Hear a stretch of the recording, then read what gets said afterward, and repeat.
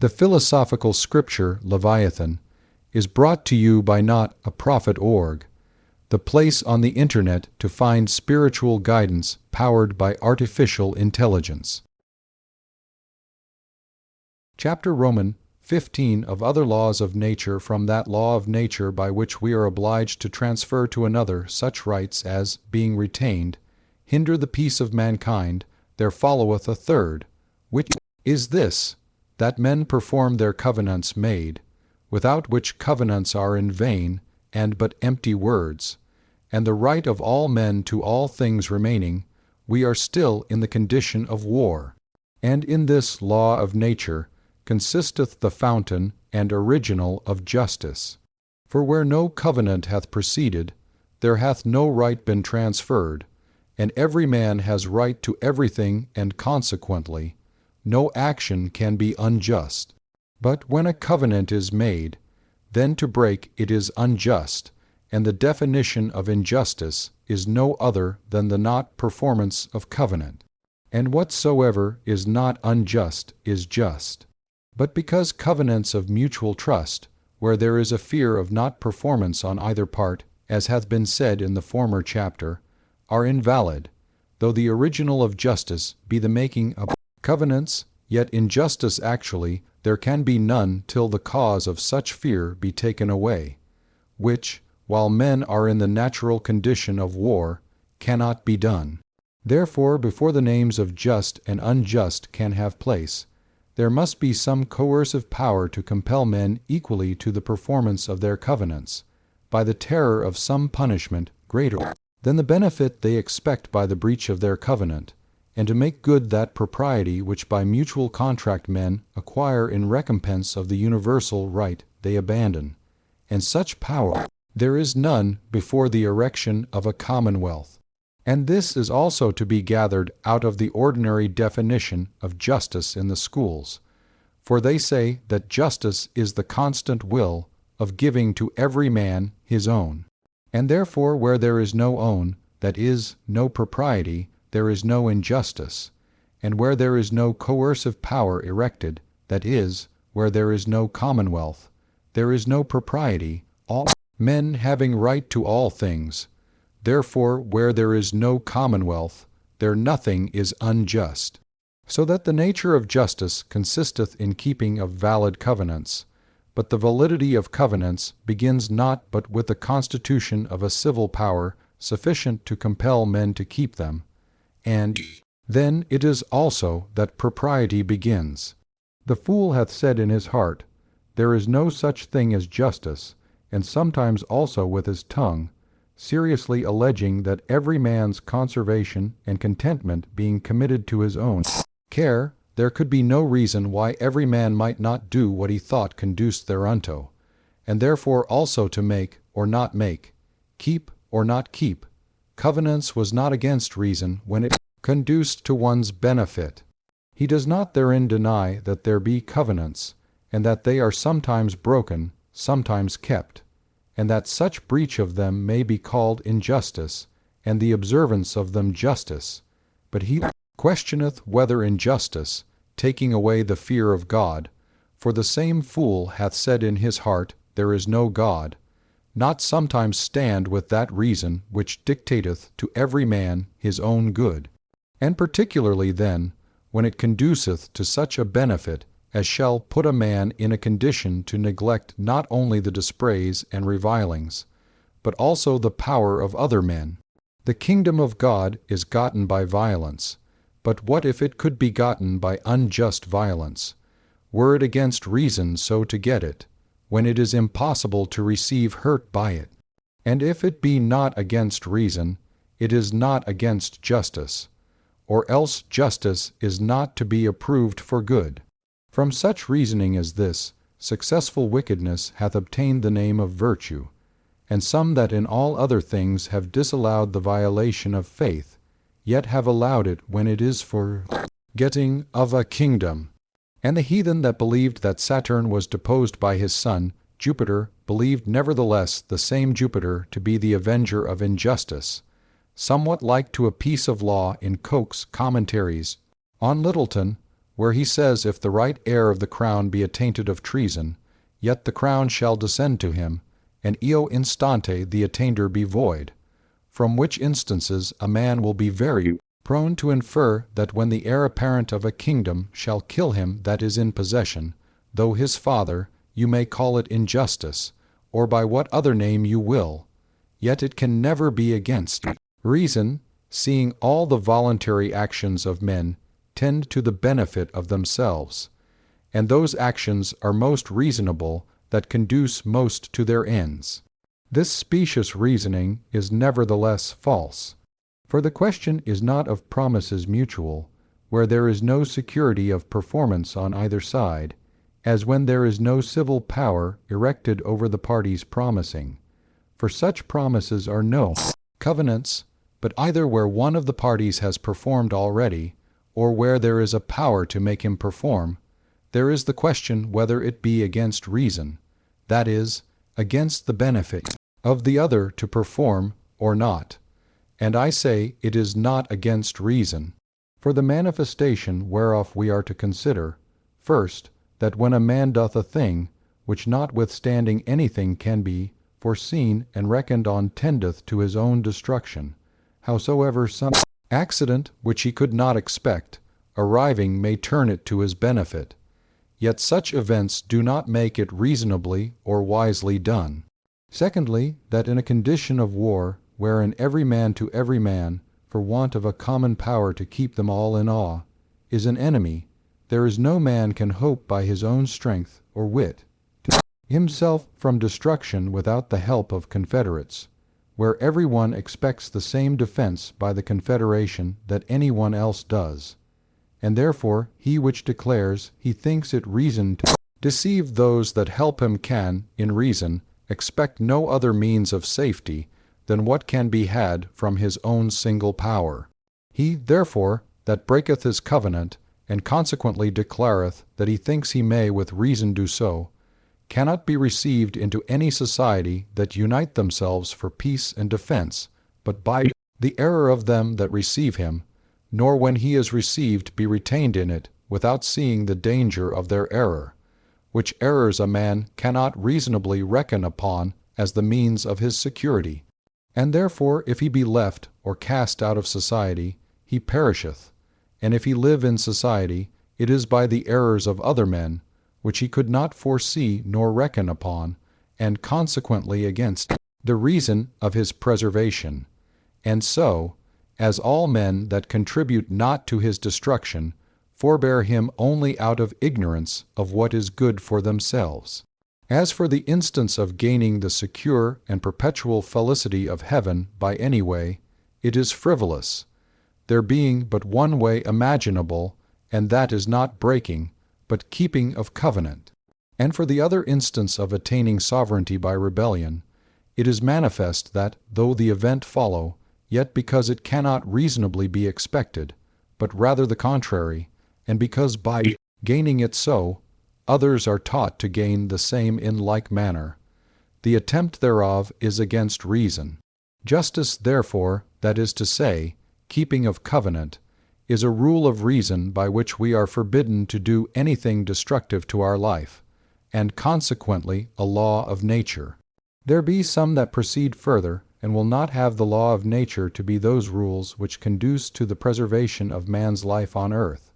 but to the attaining of an eternal felicity after death, to which they think the breach of covenant may conduce, and consequently be just and reasonable.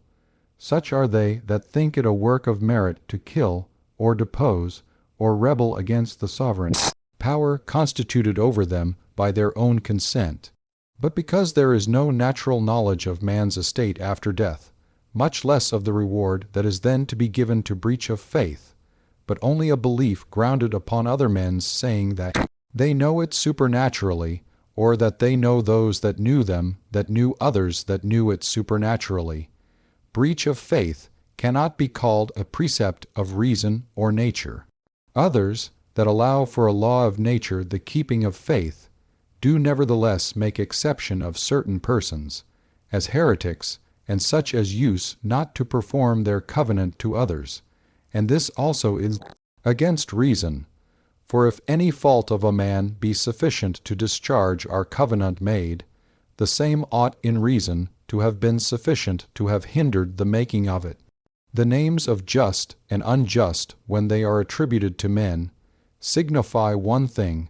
and when they are attributed to actions, another. When they are attributed to men, they signify conformity, or inconformity of manners, to reason. But when they are attributed to action, they signify the conformity, or inconformity to reason, not of manners or manner of life, but of particular actions. A just man therefore is he that taketh all the care he can that his actions may be all just, and an unjust man is he that neglecteth it. And such men are more often in our language styled by the names of righteous and unrighteous than just and unjust, though the meaning be the same. Therefore a righteous man does not lose that title by one or a few unjust actions that proceed from sudden passion, or mistake of things or persons, nor does an unrighteous man lose his character for such actions as he does, or forbears to do, for fear, because his will is not framed by the justice, but by the apparent benefit of what he is to do. That which gives to human actions the relish of justice is a certain nobleness or gallantness of courage, rarely found, by which a man scorns to be beholding for the contentment of his life fraud or breach of promise. This justice of the manners is that which is meant where justice is called a virtue, and injustice a vice. But the justice of actions denominates men not just, but guiltless, and the injustice of the same, which is also called injury, gives them but the name of guilty. Again, the injustice of manners is the disposition or aptitude to do injury, and is injustice before it proceed to act, and without supposing any individual person injured. But the injustice of an action, that is to say, injury, supposeth an individual person injured, namely him to whom the covenant was made, and therefore many times the injury is received by one man, when the damage redoundeth to another, as when the master commandeth his servant to give money to stranger. If it be not done, the injury is done to the master, whom he had before covenanted to obey, but the damage redoundeth to the stranger, to whom he had no obligation, and therefore could not injure him.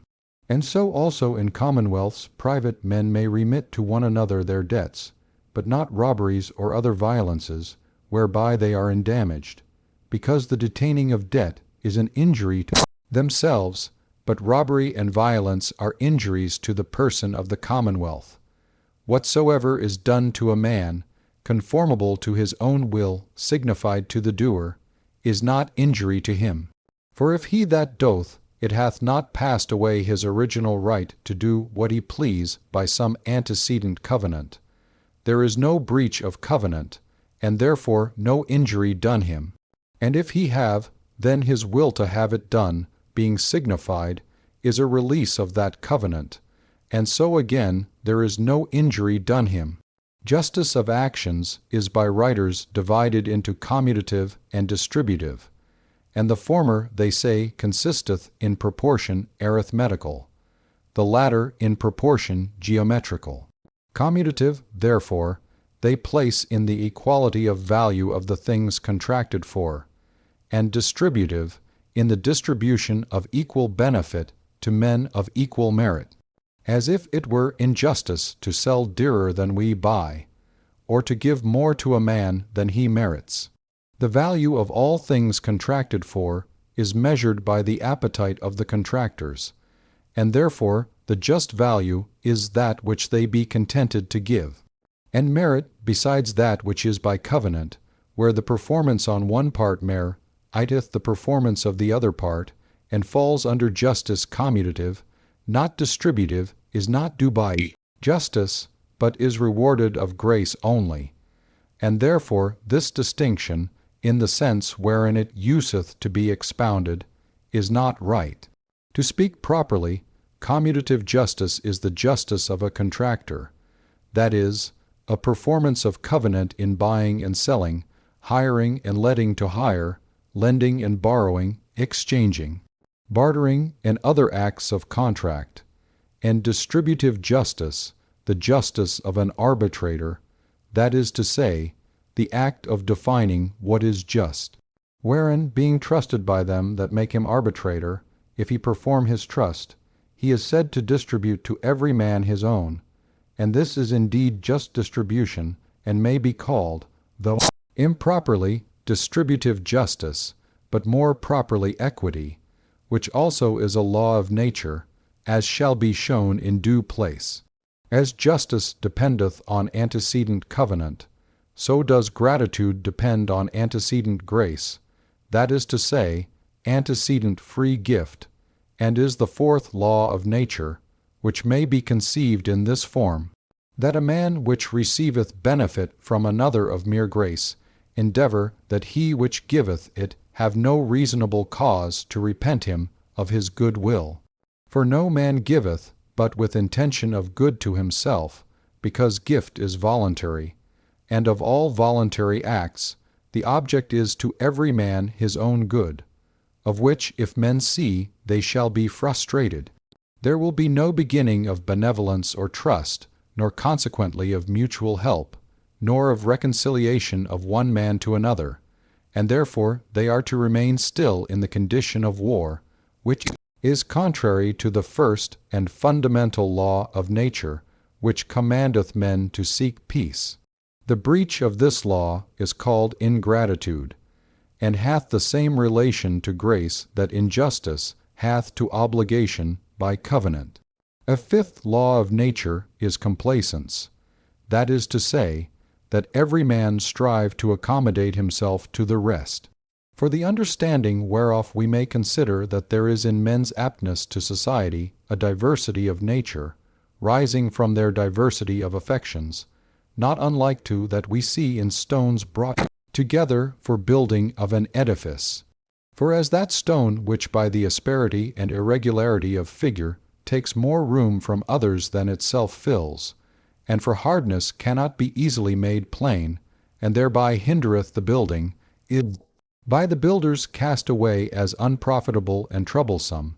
so also a man that by asperity of nature will strive to retain those things which to himself are superfluous, and to others necessary, and for the stubbornness of his passions cannot be corrected, is to be left or cast out of society as cumbersome thereunto. For seeing every man, not only by right, but also by necessity of nature, is supposed to endeavor all he can to obtain that which is necessary for his conservation,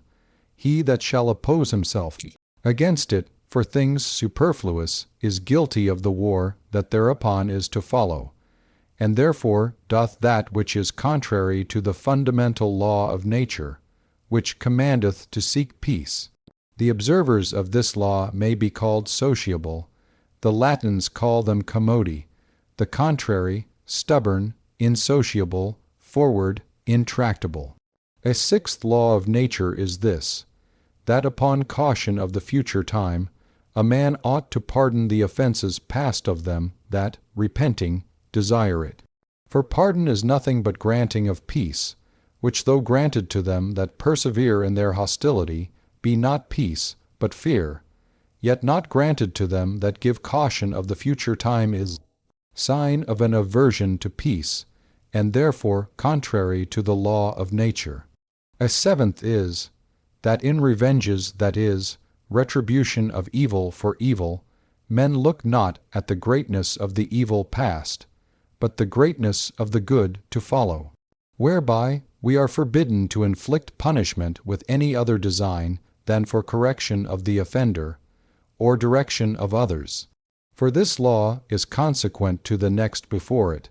that commandeth pardon upon security of the future time. Besides, revenge without respect to the example and profit to come is a triumph, or glorying in the hurt of another, tending to no end, for the end is always somewhat to come, and glorying to no end is vain, glory, and contrary to reason, and to hurt without reason tendeth to the introduction of war, which is against the law of nature, and is commonly styled by the name of cruelty. And because all signs of hatred or contempt provoke to fight, insomuch as most men choose rather to hazard their life than not to be revenged, we may, in the 8th place, for a law of nature, set down this precept, that no man by deed, word, countenance, or gesture declare hatred or contempt of another, the breach of which law is commonly called contumely. The question who is the better man has no place in the condition of mere nature, where, as has been shown before, all men are equal. The inequality that now is has been introduced by the laws civil. I know that Aristotle in the first book of his Politics, for a foundation of his doctrine, maketh men by nature some more worthy to command, meaning the wiser sort, such as he thought himself to be for his philosophy, others to serve, meaning those that had strong bodies, but were not philosophers as he. As master and servant were not introduced by consent of men, but by difference of wit, which is not only against reason, but also against experience. For there are very few so foolish that had not rather governed themselves than be governed by others. Nor when the wise, in their own conceit, contend by force with them who distrust their own wisdom, do they always, or often, or almost at any time, get the victory. If nature, therefore, have made men equal, that equality is to be acknowledged.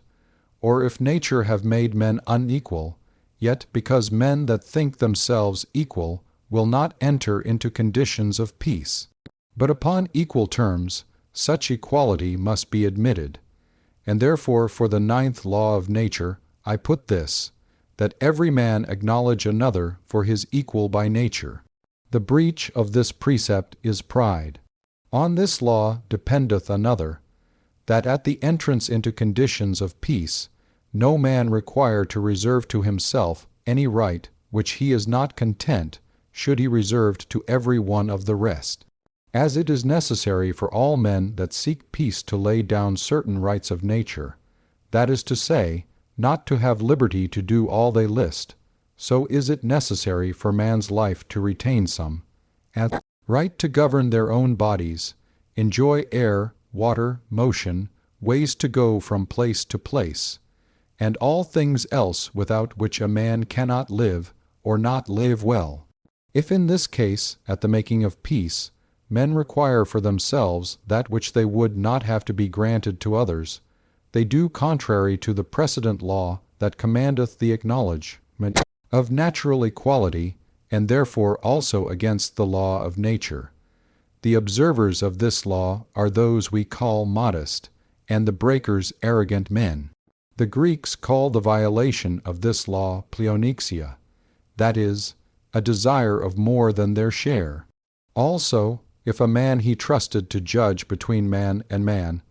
it is a precept of the law of nature that he deal equally between them. For without that, the controversies of men cannot be determined but by war. He therefore that is partial in judgment, doth what in him lies to deter men from the use of judges and arbitrators, and consequently, against the fundamental law of nature, is the cause of war. The observance of this law, from the equal distribution to each man of that which in reason belonged to him, is called equity, and as I have said before, distributive justice. The violation, exception of persons, prosopolepsia. And from this followeth another law, that such things as cannot be divided be enjoyed in common, if it can be, and if the quantity of the thing permit, without stint, otherwise proportionably to the number of them that have right, for otherwise the distribution is unequal and contrary to equity. But some things there be that can neither be divided nor enjoyed in common. Then the law of nature which prescribeth equity requireth, that the entire right, or else making the use alternate the first possession, be determined by lot. For equal distribution is of the law of nature, and other means of equal distribution cannot be imagined. Of lots there be two sorts, arbitrary, and natural. Arbitrary is that which is agreed on by the competitors. Natural is either primogeniture, which the Greek calls kleronomia, which signifies given by lot, or first seizure. And therefore those things which cannot be enjoyed in common, nor divided, ought to be adjudged to the first possessor, and in some cases to the firstborn, as acquired by lot. It is also a law of nature, that all men that mediate peace he allowed safe conduct. For the law that commandeth peace as the end, commandeth intercession as the means, and to intercession the means is safe conduct. And because, though men be never so willing to observe these laws, there may nevertheless arise questions concerning a man's action, first, whether it were done or not done, secondly, if done, whether against the law or not against the law, the former whereof is called a question of fact, the latter a question of right. Therefore, unless the parties to the question covenant mutually to stand to the sentence of another, they are as far from peace as ever. This other, to whose sentence they submit, is called an arbitrator. And therefore it is of the law of nature that they that are at controversy submit their right to the judgment of an arbitrator. And seeing every man is presumed to do all things in order to his own benefit, no man is a fit arbitrator in his own cause, and if he were never so fit, yet equity allowing to each party equal benefit, if one be admitted to be judge, the other is to be admitted also. And so the controversy, that is, the cause of war, remains against the law of nature. For the same reason, no man in any cause ought to be received for arbitrator to whom greater profit, or honor, or pleasure apparently ariseth out of the victory of one party than of the other.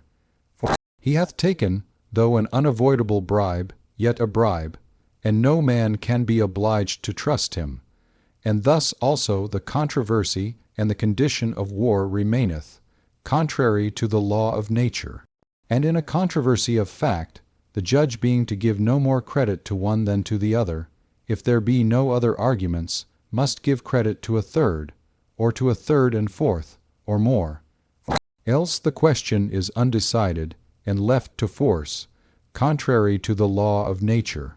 These are the laws of nature, dictating peace, for a means of the conservation of men in multitudes,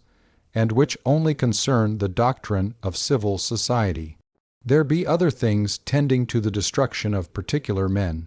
as drunkenness and all other parts of intemperance, which may therefore also be reckoned amongst those things which the law of nature hath forbidden, but are not necessary to be mentioned, nor are pertinent enough to this place. And though this may seem too subtle a deduction of the laws of nature to be taken notice of by all men, whereof the most part are too busy in getting food, and the rest too negligent to understand, yet to leave all men inexcusable, they have been contracted into one easy sum, intelligible even to the meanest capacity, and that is, do not that to another which thou wouldest not have done to thyself, which showeth him that he has no more to do in learning the laws of nature, but, when weighing the actions of other men with his own, they seem too heavy, to put them into the other part of the balance and his own into their place, that his own passions and self-love may add nothing to the weight.